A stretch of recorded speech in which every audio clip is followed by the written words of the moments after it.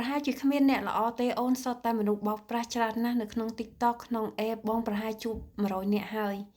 សំណួរល្អមានអ្នកសួរសំណួរហ្នឹងស្រៀងហ្នឹងប្រហែលជា10នាក់ឲ្យដឹងអឺជាក់ស្ដែងខ្ញុំក៏ដោយអ្នកផ្សេងទៀតក៏ដោយសម្រាប់ខ្ញុំអត់ងាយជួបអ្នកបោកប្រាស់ដោយសារខ្ញុំមុននឹងឆាតគឺខ្ញុំ check profile ម្នាក់ហ្នឹងហើយពេលដែលគេឆាតនិយាយជាមួយខ្ញុំហ្នឹងគឺខ្ញុំគិតថាម្នាក់ហ្នឹងគួរឲ្យទុកចិត្តអត់អញ្ចឹងពេលដែលបងប្អូនចង់និយាយទូឆាតជាមួយអ្នកណាក៏ដោយមុននឹងឆាតមួយគេចូលទៅមើលអាន profile របស់គេថាគួរឲ្យទុកចិត្តអត់របៀបក្នុងការឆាតដូចគ្នាដែរពេលខ្លះអ្នកខ្លះfake account ណាមានន័យថាជនបោកប្រាស់ហ្នឹងណាដាក់រូបភាពឡើងគួរឲ្យស្រឡាញ់អូ profile មើលទៅស្ដាប់ទៅល្អតែរបៀបឆាត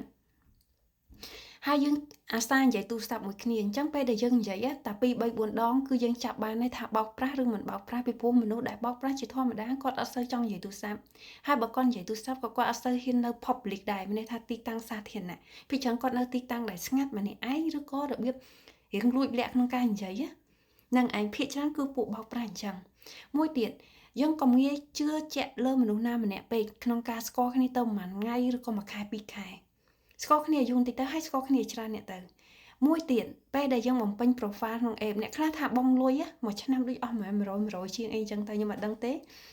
បងប្អូនពេលចូលទៅលេងនៅក្នុង app បងប្អូនអាចកំណត់ប្រទេសដែលខ្លួនឯងចង់បានមិននៅក្នុង app dating ឬ Tinder កំណត់ប្រទេសបានបើបងប្អូនអត់ចេះសួរអ្នកដែលចេះអង់គ្លេសជួយសេរីយើងទៅឧទាហរណ៍ថាបងប្អូនចង់ទៅប្រទេសណាមកប៉ែកអឺរ៉ុបអូខេដូចជាអាល្លឺម៉ង់ឬក៏ប្រទេសដាណឺម៉ាកនេះអញ្ចឹងយើង select ប្រទេសនឹងយកតែម្ដងហើយពេលដែលយើងឆាតយើងព្យាយាមចុច like ឬថតគេទៅតាមប្រទេសដែលយើងចាប់អារម្មណ៍ហ្នឹងហើយកុំខ្ជិលអនឡាញចោលជារៀងរាល់ថ្ងៃមួយថ្ងៃកន្លះម៉ោង1ម៉ោងចោលរាល់ថ្ងៃទៅយើងត្រូវដឹងថាយើងចង់បានដៃគូល្អវាមិនមែនមួយថ្ងៃឬមួយខែឬមួយឆ្នាំអាចរកបានអ្នកខ្លះក៏គាត់ luckily មួយថ្ងៃគាត់ជួបដៃគូដែរល្អតែអ្នកខ្លះក៏ត្រូវការចំណាយពេលយូរបើសិនជាយើង feeling like ស្គាល់គ្នាបានមួយរយៈហើយវាថាលេងបាន 3-4 ខែអញ្ចឹងទៅហើយយើងអត់អាចរកដៃគូដែលស្មោះត្រង់ឬក៏គួរឲ្យទុកចិត្តយើងក៏ give up អញ្ចឹងយើងនឹងងាយបោះបង់ចោលមែនទែនដោយសារអីបច្ចុប្បន្ននេះគឺសម្បូរពួក scam លាយជាមួយនឹងអ្នកល្អខ្ញុំជឿថាចេះអ្នកល្អអាចមាន2នាក់តែ scam 8នាក់ហើយដោយសារតែយើងជា profile ដែលមើលទៅងាយនឹងត្រូវគេបោក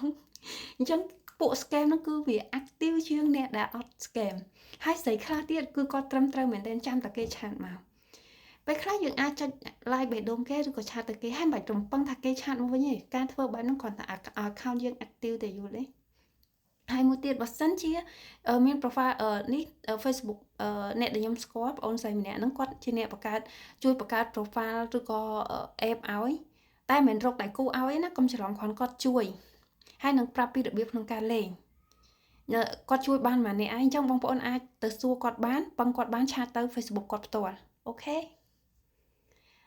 គាត់អត់មានយកលុយយកកាក់អីទេកុំបារម្ភច្រើនគាត់គ្រាន់តែជួយទេហើយគាត់ក៏ជួយមានកម្រិតដែរព្រោះគាត់ត្រូវធ្វើការដូចគ្នា